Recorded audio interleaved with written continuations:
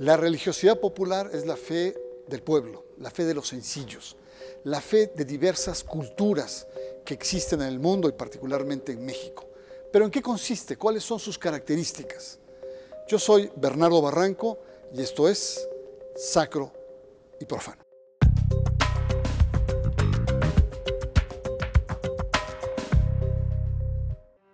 La religiosidad popular es la forma como vive y celebra la religión el pueblo. Es la fe practicada por la gente sencilla y la expresión profunda de la identidad de cultura popular. No es la fe de las grandes doctrinas ni dogmas. La religiosidad popular tampoco es la fe conceptualizada por las élites o por las jerarquías eclesiásticas. Es ante todo una práctica y una experiencia religiosa que vive la gente sencilla y que ofrece sentido e identidad a su existencia. Actualmente, la religiosidad popular tiene una relevante importancia en las ciencias sociales y en particular en la antropología, pues a través del estudio de las prácticas religiosas del pueblo se profundiza el conocimiento de las identidades y cultura de las diversas comunidades. Por tanto, la religiosidad popular e inculturación van de la mano, es decir, la religiosidad popular es la manera en que la religión se encarna en las diversas culturas, comunidades y grupos étnicos. En el ámbito católico, la religiosidad popular también es conocida como piedad popular y desde los tiempos coloniales no goza de la total aceptación de aquellos sectores ortodoxos que se escandalizan con la aparición de diversas identidades.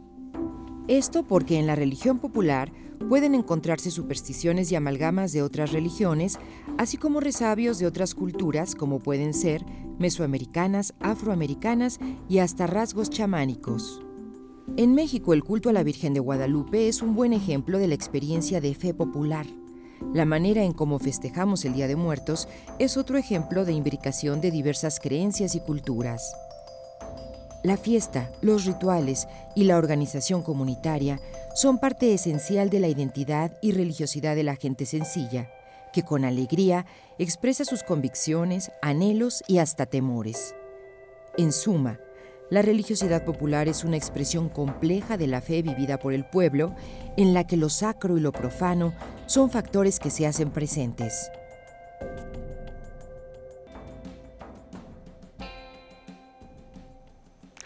La religiosidad popular, sin duda, uno de los temas más actuales, más revalorizados que tenemos en el mundo de las ciencias sociales, pero también en las diferentes iglesias. La religiosidad de la gente sencilla. Y para conversar sobre este tema yo quiero agradecer la presencia de Clodomiro Siller. Él es un sacerdote católico con muchísimos años de experiencia en trabajo de misión, integrante del CENAMI, y bueno, un queridísimo amigo, igual Javier Vargas, que además Javier Vargas tienes más de 50 años de contacto y de experiencia con los indígenas de Chiapas, manejas varias lenguas, pero sobre todo conoces el corazón y el habla del mundo indígena y agradezco mucho su presencia. Y sin más, quiero preguntarle a Clodomiro Siller, sacerdote, ¿qué es la religiosidad popular? La religiosidad popular es una manera como la gente que no está institucionalizada vive su fe, cómo le está respondiendo a Dios. Entonces le responde con su cultura, con su lengua, con su organización, con sus lugares, con sus fechas, con sus vestidos, con sus danzas, con sus peregrinaciones. Y esto no corresponde muy convergentemente con lo que se llama la religión oficial, que tiene instituciones, que tiene dogmas, que tiene disciplina, que tiene templos, que tiene todo esto.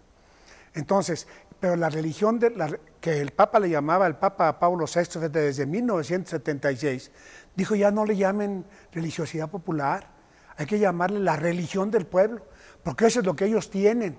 Hay convergencias, a veces se va a celebrar la fe, por ejemplo, en San Cristóbal, San Caralampio y toda la cosa coincide con en la misma fecha de la iglesia de institución.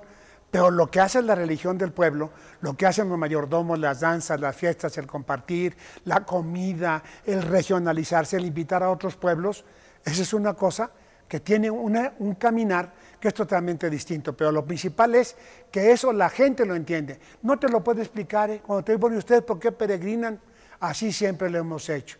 ¿Y ustedes por qué comparten la comida? Así siempre lo hemos hecho. Esa es nuestra costumbre. Ellos no han verbalizado después de 500 años de que a estos pueblos les quitaron sus escuelas, les quitaron sus maestros, les quitaron sus libros, su vestido, su lengua y todo. Imagínate lo que les ha pasado. Pero eso ellos lo viven con una intensidad y con unos compromisos que nosotros no nos podemos imaginar. Mientras que nosotros tenemos una fecha para hacer la celebración, ellos dicen, vamos a invitar a todos los pueblos, los vamos a hospedar y vamos a compartir con ellos para estar contentos y ser pueblo. Javier, religión no institucionalizada, la religión del pueblo. Tú viviste muchísimos años en el corazón de las culturas indígenas. ¿Cómo viven los indígenas en esta región de Chiapas su fe, su religiosidad? Hace un momento comentábamos en el preámbulo, decías, ¿qué sería como lo esencial? Y si lo comparáramos con nuestro propio cuerpo, yo diría, ¿qué sentirías tú sin corazón? No podrías sentir, es más, no podrías vivir, es más, no sabríamos ni quién eres. Eso llamado religiosidad popular, inadecuadamente nombrado, significa en la vida indígena el corazón mismo de su relación con la vida total. Es su vínculo con el cosmos, es su vínculo con el sol, con la luna, con el agua, con las estrellas y con todo, pero en sus propias vidas. Que no es como una abstracción poética, sino una internalización espiritual que se celebra y se concretiza. Y por eso la esencia de la religiosidad se vive en la fiesta. Y la fiesta se dice kin. Kin quiere decir fiesta. Y fiesta quiere decir música. Por lo tanto, la esencia de la fe es una música y es una fiesta donde todos se reúnen para celebrar el ciclo de la vida en la cual todas y todos convergemos, no solos, sino con todo el universo. Pues muy bien, Javier, muchas gracias. Una manera muy hermosa de poder compartir con nosotros lo que significa la religiosidad popular. Pues efectivamente, muchas veces religiosidad popular se dice por lo que no es, cuando es algo mucho más amplio y más complejo. Vamos a una breve pausa. Yo le recuerdo que está usted en Sacro y Profano y nuestro tema es la religiosidad popular.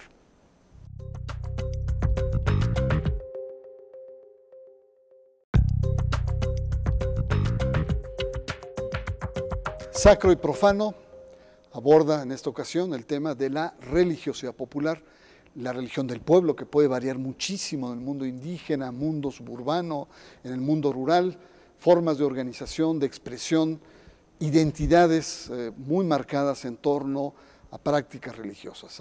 Es el tema que estamos abordando en esta ocasión. Y yo quisiera preguntarle, padre Clodomiro Siller, ¿por qué es tan despreciada la religiosidad popular como supersticiones, como llena de fetiches, como llena de fanatismos? ¿Y quiénes hasta ahora han sido los actores de este desprecio? Mira, la civilización en la que nosotros nos encontramos desde hace 500 años, que se llama civilización occidental, es discriminatoria, es excluyente, es dominante y si puede hasta elimina a lo que es diferente. Fíjate, y ese es uno de los grandes problemas que vive nuestra civilización actual, que se está colapsando, no nada más a nivel religioso, se está colapsando a nivel económico, social, político, todo lo que es el mundo occidental. Entonces, dentro de esta discriminación entra una dinámica que es la de la religión del pueblo. Entonces, como es diferente, como la hace gente que no forma parte de precisamente de esta perspectiva dominante, entonces hay que criticarla, hay que excluirla, hay que encontrar pretextos. Y entonces se le han puesto todos los adjetivos que tú te puedas imaginar, que es de ignorantes, que es de gente supersticiosa, que es de gente viciosa, que es de gente que no sabe dar razones. Y entonces se va, ¿para qué? Para yo justificar lo mío. Nosotros estamos en una civilización donde se justifica lo que estamos viviendo, se justifica con leyes, se justifica con discursos, se justifica con palabras bonitas, se justifica con programas de televisión, de radio, con películas, con lo que tú quieras y gustes, ¿no? Mientras el pueblo, que nosotros decimos popular, al mismo tiempo debemos decir pobre, ¿eh? Porque la mayoría de la gente que vive la religiosidad, esta que estamos nosotros hablando ahora, es prácticamente gente pobre. ¿Quiénes son los que vienen a la Basílica de rodillos? ¿Quiénes son los que hacen las peregrinaciones? ¿Quiénes son los que hacen las danzas? Tú puedes ver a la Virgen de Guadalupe en una casa muy así, pero esa relación que tienen los de esa casa con la Virgen de Guadalupe es muy distinta que la que tiene el pueblo pobre, ¿eh? Que la que tiene la gente que viene a agradecerle a la Virgen que su hijo sanó, y que sanó porque ellos se dedicaron de llevar a su hijo con los médicos de la comunidad. Y entonces ellos interpretan que lo que los médicos hicieron es la intervención de la Virgen a través del servicio de los médicos. Entonces, excluyendo eso, nosotros nos justificamos. Pero tú te imaginas cómo nos justificamos nosotros cuando vemos que, por ejemplo, a nivel de catolicismo oficial, nosotros vemos que la gente se va saliendo y se va yendo a otras denominaciones que, como pertenecen a la misma civilización, también critican y también marginan a la religión del pueblo. Javier Vargas, en tu experiencia, que evidentemente has de haber experimentado muchos de estos desprecios culturales en torno a la expresión religiosa popular, pero hay un tema inevitable aquí, un tema central, que es el de la inculturación, que es no que el Evangelio se imponga y que dé luz o contenido, sino al revés, que el Evangelio se encarne en el corazón de una cultura, que es algo que el Concilio Vaticano II lo ha estado planteando. Cuéntanos, en la experiencia que tuviste en San Cristóbal de las Casas, ¿qué es la inculturación de este Evangelio? Cuando nos referimos a las palabras y las palabras adquieren significado y el significado es real, generan una fuerza de contundencia total, te modifican totalmente. Y eso es lo que le pasó a don Samuel y lo que nos pasó a nosotros mismos. La manera como se acercó como pastor hacia los indígenas, queriendo ser un evangelizador que emulara a Fray Bartolomé, fue realmente entregándose. Y llegó un momento que cuando nosotros evaluamos lo que habíamos hecho, don Samuel dijo: bendito sea el Dios del cielo y de la tierra, que nos ha sido revelado que la verdadera evangelización consiste en que nosotros nos convirtamos. En ese momento supimos que la encarnación no significaba llegar a hacer las mismas cosas o costumbres del otro, sino que pudiéramos tener la capacidad, junto con el otro, de interiorizarnos para que emergiera nuestra nueva conciencia. Y de nuestra nueva conciencia, nuestra nueva palabra. Y de nuestra nueva palabra, nuestras nuevas relaciones. Y de nuestras nuevas relaciones, un nuevo mundo que se anunciaba por medio de las propias prácticas que ya se vivían como si fueran desprecio, pero que para ellos no, eran la esencia, que estaba constantemente significando, por una parte, su resistencia de 500 años y su profecía de los 500 años próximos que vendrían. Por eso, a la hora de nombrar a Dios, no era una abstracción, sino decir, cuando hablamos de Dios no se habla como abstracción, sino Dios es corazón del cielo y corazón de la tierra. Si Él es el corazón del cielo y corazón de la tierra, la esencia de la vida es corazón. ¿Qué corazón tenemos? El de esa comunidad que practica la fe. Pues interesante, un planteamiento que nos permite ubicar por qué se ha venido revalorizando estos temas de la religiosidad popular, religión del pueblo, porque en realidad estamos hablando de la esencia de las culturas de nuestras diferentes comunidades. Y Clodomiro, además de ser sacerdote, tú eres también antropólogo y has percibido también la revalorización de esta religiosidad popular. ¿En qué consiste? ¿Por qué hoy se le mira de manera diferente en los ámbitos académicos, intelectuales e incluso en los ámbitos eclesiásticos donde había ciertos reparos en determinados momentos? Mira, aparte de lo que dijimos de que nuestra civilización es dominante y excluyente, sucede que en esta civilización tenemos ahora toda la cuestión de los derechos humanos y toda la cuestión de las diversidades. Entonces, a partir de allí, nosotros hemos tomado un poco de conciencia y nos hemos como medido. Pero los indígenas, así como danzan, así danzaban hace, no 500, hace miles de años. Y así como hacen los aztecas, pues los aztecas estaban peregrinando desde Aztlán hasta para acá, que son miles de kilómetros. La peregrinación forma parte de lo que a mí me hace pueblo. Entonces, por ejemplo, hoy tú ves las grandes peregrinaciones de la gente que viene para visitar el Santuario de la Virgen de Guadalupe o para hacer otras cosas, y tú dices, ¿qué cosa es lo que efectivamente está pasando? Que la gente se siente más cohesionada y se siente más pueblo en la medida en que se expresa según sus categorías y según su propio idioma y según su cultura. Muy bien, muchas gracias. Está usted en Sacro y Profano. Vamos a un corte. Religiosidad es nuestro tema.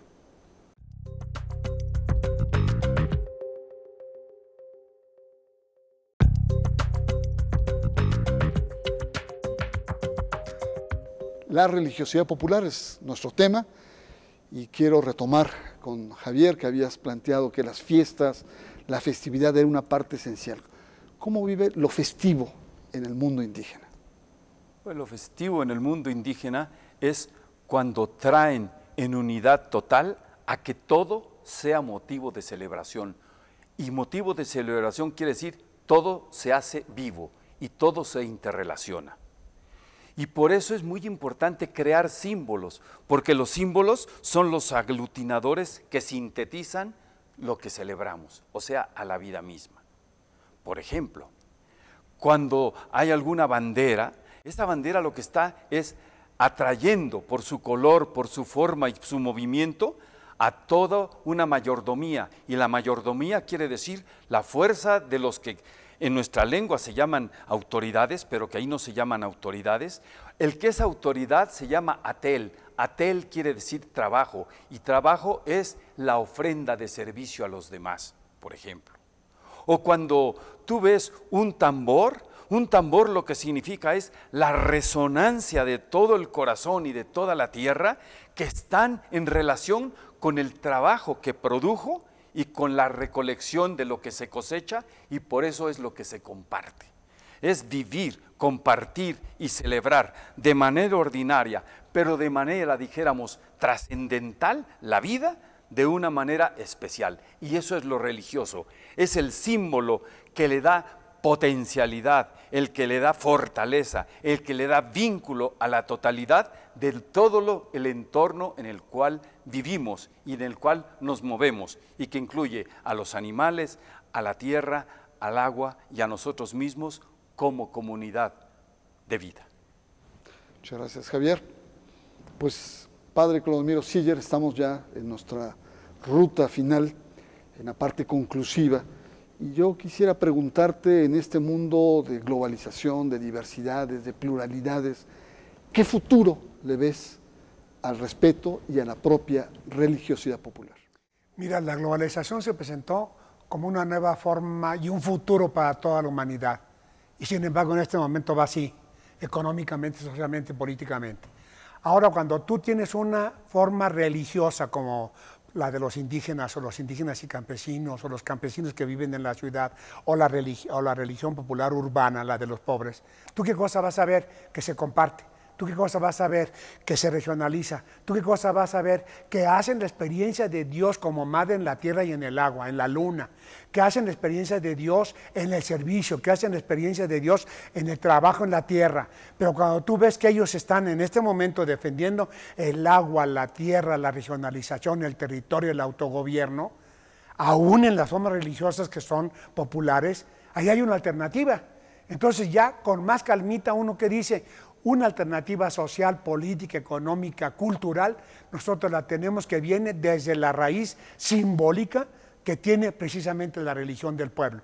Entonces, si hay un futuro para la humanidad, nosotros vamos a tener que ver que esa simbología, eso de que yo voy danzando porque voy caminando en la historia, pero con sonajas que son con semillas que dan un caminar fecundo, que da vida, Cuando eso debe de tener plumas, que es la intermediación para poder pasar de la tierra al cielo y del cielo a la tierra, tú dices, aquí estamos nosotros con una propuesta que es totalmente diferente y nos va a pasar como ha pasado con todas las civilizaciones. Se colapsó Egipto, Grecia, se colapsó Roma y vinieron otras culturas. Así va a pasar con nosotros. Nuestra civilización se está colapsando y nuestro futuro va a venir de estas nuevas formas que ya está viviendo la gente sencilla y pobre. Gracias, Padre Clodomiro. Muchas gracias. Finalmente, tus conclusiones, Javier Vargas. ¿Qué hacer, en tu experiencia, para preservar toda esta riqueza, todas estas culturas religiosas? Sí, mi principal recomendación sería no preservar, no dedicarnos a preservar, sino a cultivar, a recrear, a expander el tesoro, la riqueza que existe como aportación a la nueva era civilizatoria que viene. La nueva era civilizatoria requiere de una nueva entendimiento, de una nueva visión, de una nueva actitud ante la vida, que es la que todo el tiempo ha tenido esa experiencia de ese pueblo milenario que se asentó y se asienta en esta meseta civilizatoria, y cuya esencia consiste en reencontrarse con su conciencia, reencontrarse con su lenguaje, y por eso las universidades y que nos pudieran hacer entender los códigos que están en la palabra, los códigos que están en las formas y en los rituales, y muchas palabras que hoy parecieran desconectadas se conecten con la nueva tecnología y adquieran una dimensión de vitalidad que no tiene comparación alguna con los lenguajes que hasta ahora hayamos usado. Y ese es un lenguaje novedoso porque procede de la propia raíz, y la raíz de nosotros es vida con esperanza, porque tiene un sentido de comunidad y profundidad que trasciende lo que hasta ahora hemos podido vivir, que no es para nada la pobreza y la mendicidad, sino la abundancia y la vida para todos. Pues muchas gracias, Javier Vargas, por toda tu experiencia, por la pasión que nos has dado en conversar. Padre Clodomiro Siller, pues también muchas gracias, sobre todo usted que está muy comprometido con las misiones, y creo que hay una expresión básica que tenemos, que no ha estado planteado en el programa, y es el desprecio fruto del desconocimiento que tenemos por estas culturas populares, por esta manera de ser, por estas identidades, por este comportamiento, por este lenguaje, que muchas veces para nosotros es algo incluso ofensivo, porque en cierta manera también esta manera de vivir la fe, de expresarla, nos mueve el piso. Cuando vemos las grandes peregrinaciones, cuando vemos cómo se cultiva las fiestas de muerto, los cultos a la Santa Muerte, que nos equilibra la estética, pero es parte de lo que está viviendo la gente. Yo creo que uno de los aspectos centrales hoy que tenemos como sociedad es entender la religiosidad popular como parte de la identidad, de la práctica de nuestro pueblo, del corazón de nuestro pueblo, en las diferentes secciones, diferentes dimensiones que tiene. Y es una de las enseñanzas que para mí es muy importante. Así es que religiosidad popular, a buscarla, a entenderla, a comprenderla, para poderla valorar. Muchas gracias. Los esperamos en la próxima edición de Sacro y Profano.